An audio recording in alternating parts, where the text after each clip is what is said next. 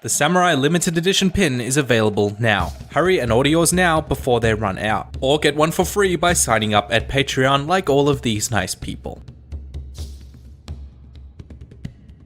This episode is supported by CuriosityStream. Sign up today and get access to Nebula, a streaming platform for creators by creators. Mystery.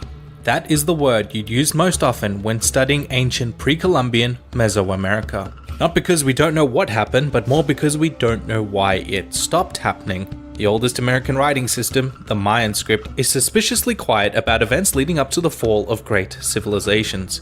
Is this because of ignorance or neglect? Or, more morbidly, because dire circumstances prevented records from even being made in the first place? We just don't know. Mystery. If you were going to start a civilization on the American continent, southern Mexico would not be a bad place to start. Mesoamerica was a warmer and more temperate congregation point for the continent's new migrants, Paleo-Indians, arriving over the Bering Land Bridge from Siberia. To build a civilization, you need 4 things: people, a stable climate, access to water, and a staple food crop.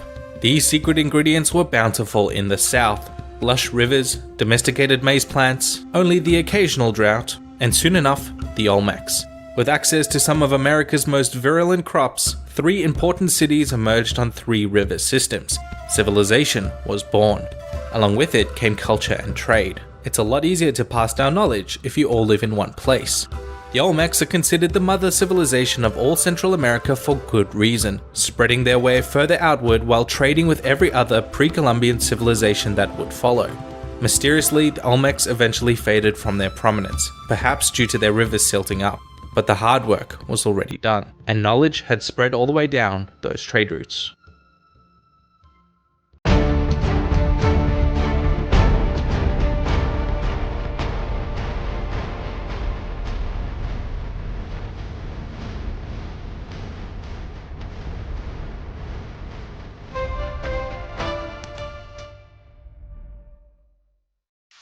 It is not surprising to see the various civilizations that sprang up on those old trade routes. The Maya, who had existed for centuries in the Guatemalan highlands, had descended into Yucatan for trade, and had learned a thing or two about this whole new civilization thing. But what made them particularly successful was their abundant access to limestone, which is not only great for building cities that can endure all manner of erosion and earthquakes, but also great for filtering clean drinking water in underground caves. The first major power in the region, Kaminali-Juyu, rose up to prominence for its control of the obsidian trade. From there, the Maya would spread further into the Petén Basin and then into Yucatan, building from limestone as they went. And then, all of a sudden, nothing. Abandoned cities, defunct trade networks, and derelict monuments. The mysterious pre-classical Mayan collapse. Archaeologists have been scratching their heads about what led to this downfall. Was it war? Was it famine? We just don't know. There's nothing written about it, nothing we have records of anyway, and even less in the way of archaeological findings, which only gets more confusing with what comes after. The classical Mayan period is probably the one you're most familiar with. Most of their scientific achievements comes from this era, including the long count calendar, which caused a bit of a stir back in 2012 for its supposed prediction of the end of the world. But there is no evidence that the Maya ever actually, thought this. This was both the most prosperous period and the one we know most about, with cities and monuments recording dates and events using their calendars, and science and engineering feats advancing their understanding of the natural world. Power returned in the form of powerful city-states, not much unlike classical Greece, or modern Monaco, I guess? City-states are a lot rarer these days. But anyway, as you may expect, having a whole bunch of cities in one area competing for resources is kind of a recipe for disaster in the long run, and these Mayan ones were no exception. A great example of this was the war between its 2 most powerful cities, Tikal and Calakmul, a conflict which has its origins in the invasion and subsequent installation of a new dynasty in Tikal by the great city of Teotihuacan. Wait, who the heck are these guys? Welcome to yet another one of Mesoamerica's great mysteries. Teotihuacan was an absolutely massive city all the way over here in the Valley of Mexico. Its people, as well as who built it, is unfortunately lost to time, but at its peak, for about 5 centuries, it ruled the trade between the vibrant civilizations of the south and the nomads of the north. And with such power and grandiosity, they were often meddling in the affairs of cities all over Central America. Their hostile takeover of the throne of Tikal would so destabilize the geopolitics of the region that the aforementioned war would dominate the later part of the classic Maya life for 3 centuries. And then, almost out of nowhere again, nothing. Cities abandoned and trade ceasing, similar to the situation that happened before. The classical Mayan collapse is one of the greatest mysteries of the historical and archaeological world. Political and mercantile power simply vanished without any obvious historical culprit. Theories range as to what caused this. The constant warring probably didn't help, but equally perplexing is that even Teotihuacan itself had collapsed earlier, with evidence of riots and looting against the ruling class. Did whatever caused the great city's inhabitants to rise up against their rulers also eventually lead to the classical Mayan collapse?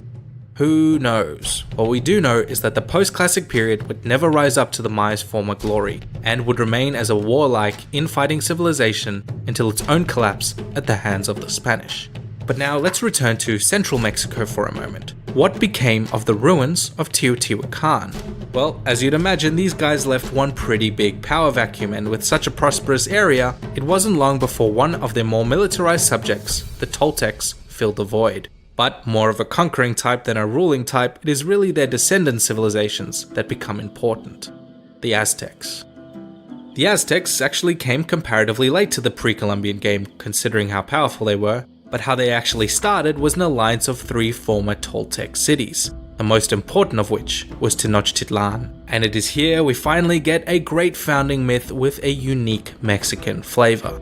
The story goes that the Mexicas people built their city on an island after they had a prophecy of an eagle with a snake landing on a cactus there. Not deterred with the prospect of drowning, the Mexicas built an explosively massive city, not only easy to defend, but also to supply with food and water from the lake that surrounded it. The so-called Triple Alliance between Tenochtitlan and its neighbors would form what we now know as the Aztec Empire, which is quickly able to conquer much of the former Toltec lands. And yes, they are also known for their extensive practice of human sacrifice. Because the idea was that the gods blessed them when given human blood. Kinda hard to argue that when you're the most powerful empire on the continent at the time. And one way they captured slaves for human sacrifice was through ritual warfare, the so-called Flower Wars. The Aztecs have earned their place firmly within the Mexican national consciousness, thanks in large part to them being the last great formidable empire in North America when the Spanish arrived. Now, I've used the term pre-Columbian a lot during this video, and that's not because the famous sailor Christopher Columbus ever actually went to Mexico, but rather refers to an event called the Columbian Exchange, the Eastern Hemisphere's discovery of this new world which would eventually become known as America. Was massively important to history. Hard to overstate, really. The period was the largest cultural, religious, and economic exchange the world has ever known, fundamentally and irrevocably changing the trajectory of both the old world and the new. Concurrent to this exchange was conquest. If you were going to pick a European nation to discover and then begin the conquest of Central America with the least amount of chaos, you probably wouldn't want to have picked 16th century Spain. They were, after all, at the end of the Reconquista, a centuries-long process of expelling Muslims, Jews, practitioners of paganism and witchcraft from Iberia, backed by the Catholic Church. At the same time, they were increasingly hungry to gain wealth previously controlled by the Muslims, and they had just discovered a previously unknown landmass to the west, so it seemed like the perfect place to start. Driven by tales of golden cities and swathes of people to convert to Christianity, early colonizers of Central America were conquerors, so-called conquistadors, such as the famous Hernan Cortez. Cleverly allying himself with various cities that the Aztecs had conquered, Cortez destroyed Tenochtitlan, and upon its ruins would build a new city, Mexico, meaning place of the Mexicas. The viceroyalty of New Spain would be the new power in the region. Merchants, conquistadors, explorers, and pirates soon arrived in the thousands to this new colony, many enslaving the natives in a system called the encomienda. Along with them came missionaries and religious zealots with the goal of converting the heathens from what they perceived to be their barbaric pagan religion, burning their historical and scientific writings, fearing them as being works of the devil. The Spanish conquests were a particularly devastating period for Mexico. The Maya, for example, were weak and disunited and should have been easy pickings, but they took decades to conquer. Fighting in dense jungle in guerrilla warfare, ambushing the Spanish and laying complicated booby traps, forever fueling the idea that the New World was a barbaric and uncivilized place. The real war, however, was not against the Spanish, but against diseases. Measles, influenza, typhoid, yellow fever, and especially smallpox. Amerindian peoples of the New World had no exposure to these diseases before the Columbian Exchange. Combining these epidemics with asymmetric warfare against the more advanced weaponry and technology of the Europeans, modern estimates vary on the death rate of these conquests, some ranging as high as 90%.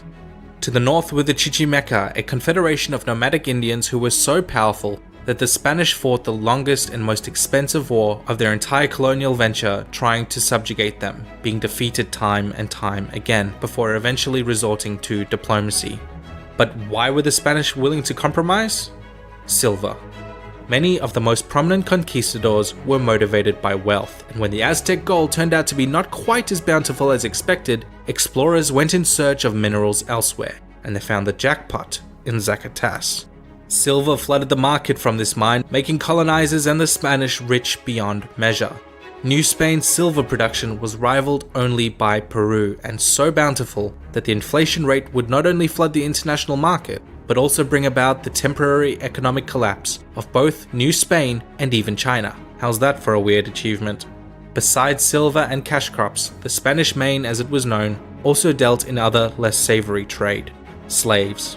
Although relatively few African slaves ended up in Mexico itself, the wealth created by those silver mines has a lot to do with the demand increase for these West African captives, and so the transatlantic slave trade was born. Like elsewhere in Latin America, New Spain enforced a strict caste system which defined a social hierarchy on racial grounds, with Spaniards at the top, followed by Spaniards born in New Spain, then mixed race, and finally, the lowest of them all, Native American Indians.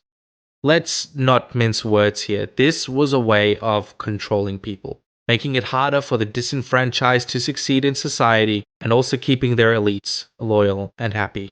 It is in this strange new geopolitical landscape that the defining characteristics formed of what it meant to be Mexican, or what it eventually meant anyway, and perhaps nothing was more important than the identity of being Catholic. Catholicism was already immensely important to the Spaniards, but to make it a truly Mexican religion, it would need to appeal to everyone else, and so it would be by the miraculous apparition of Our Lady of Guadalupe, perhaps no greater symbol of Mexico's devout.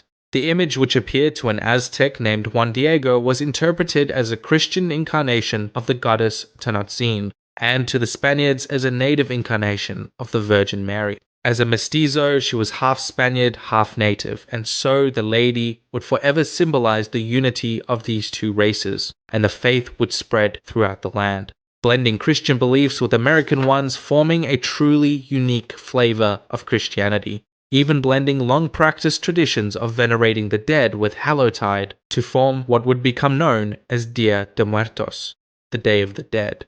In fact, cultural blending in essence is what makes Mexico what it is today. Everything from food, music, the aforementioned religion, alcohol, and even its people is a blend of Spanish and Amerindian influences. Today, Mexico is the largest mixed-race nation in the world, with more than 80% of its citizens belonging to the mestizo classification. Although life was already hard in New Spain due to the economic collapse, it was the new Spanish monarchy, the Bourbons, reforming the colony that really made life more difficult. The Bourbon reforms aimed to boost the production and exports in the New World and to make the colony more economically dependent on Spain itself. And in a time when mestizos and criollos were the vast majority of the population, it's not hard to see that the elite peninsulares were the only ones who really benefited from this. The growing discontent was also taking place during the Enlightenment, when all sorts of power dynamics were being scrutinized, so it makes sense that revolution was soon on the doorstep. All it needed was a catalyst, which would come, confusingly, in the form of the French. When Napoleon invaded Spain, he basically threw centuries of political establishment out the window, putting his brother on the throne and making all manner of a mess in Spain's colonies, who really didn't know how to react. When instability arrives in long-established power dynamics, that is usually when revolutions happen, and with New Spain, it is no different. Peninsulares just wanted the old Bourbon king back, the Criollos just wanted to get rid of the Peninsulares, and the Mestizos just wanted to get rid of both the Peninsulares and the Criollos because they couldn't really tell the difference anyway. Soon the whole nation was up in arms with competing aims that changed over time, but toward the end of the uprising it was all gung-ho for independence. Getting all the factions to agree what they were fighting for was the real challenge, however, and would only be duct-taped together in a compromise called the Three Guarantees. Mexico would be founded on the principles of unity, independence from Spain, and Catholicism.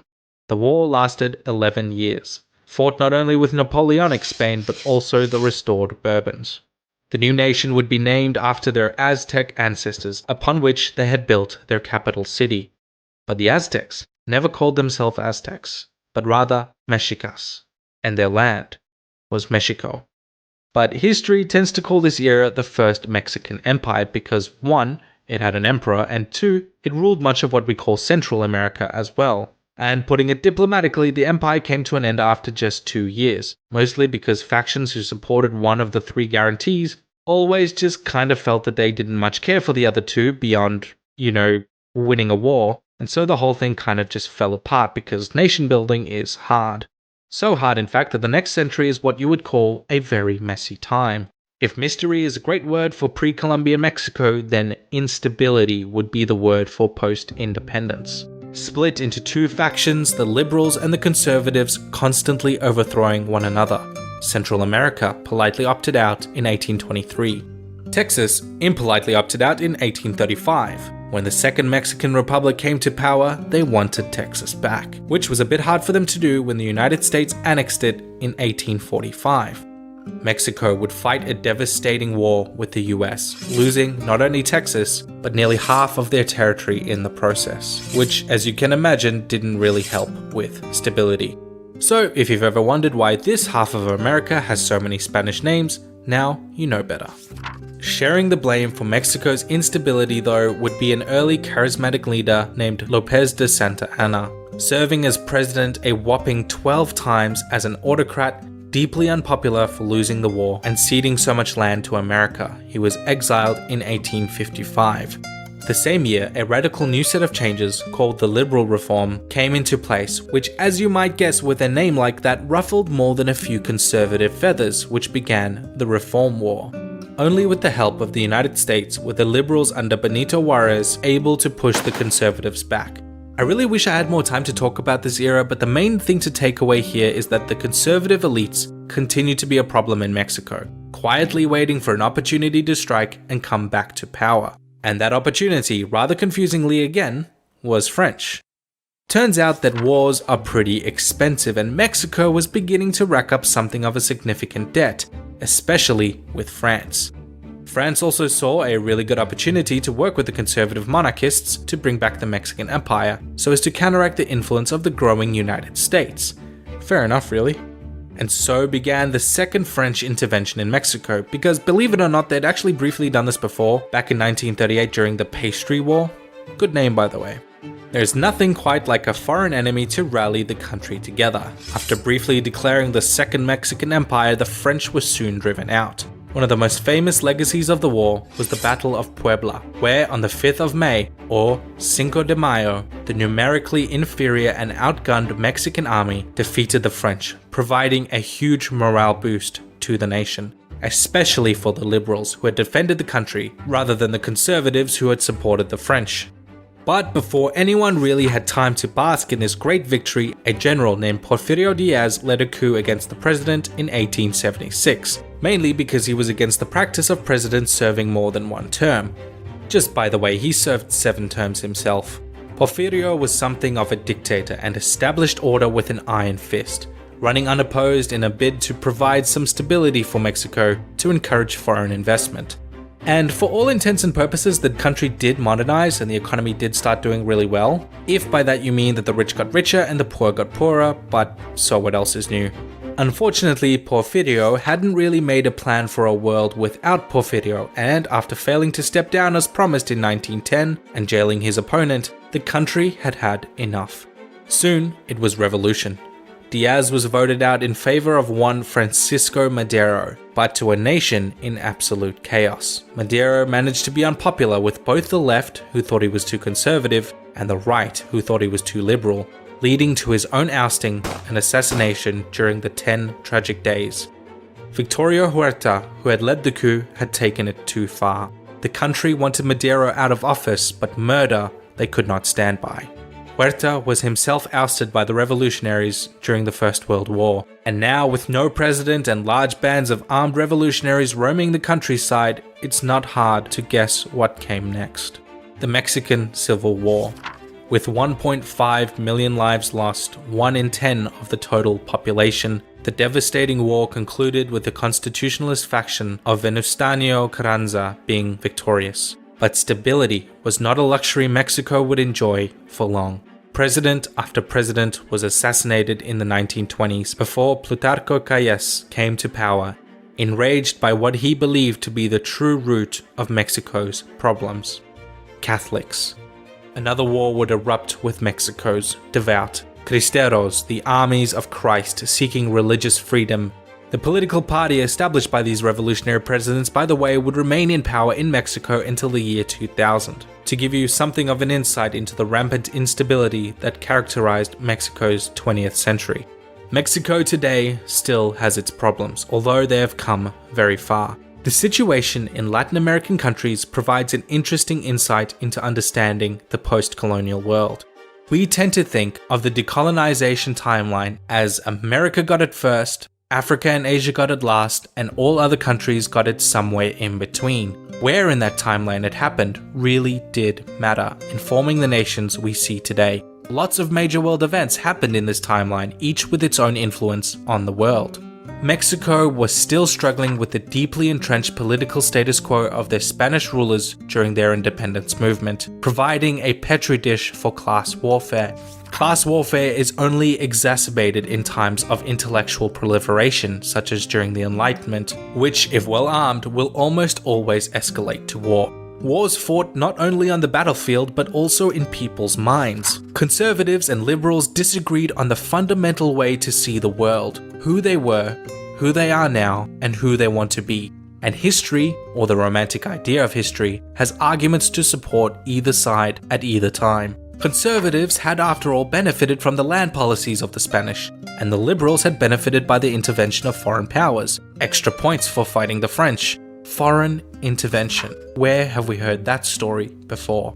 If Mexico's history teaches us anything above all else, it's that change is sometimes painfully slow, and what changes do happen don't necessarily benefit everyone, and sometimes if you want that change bad enough, you would overthrow the neighboring city, revolt against the foreign overlords, or take out political opponents, whether you stand to benefit or not.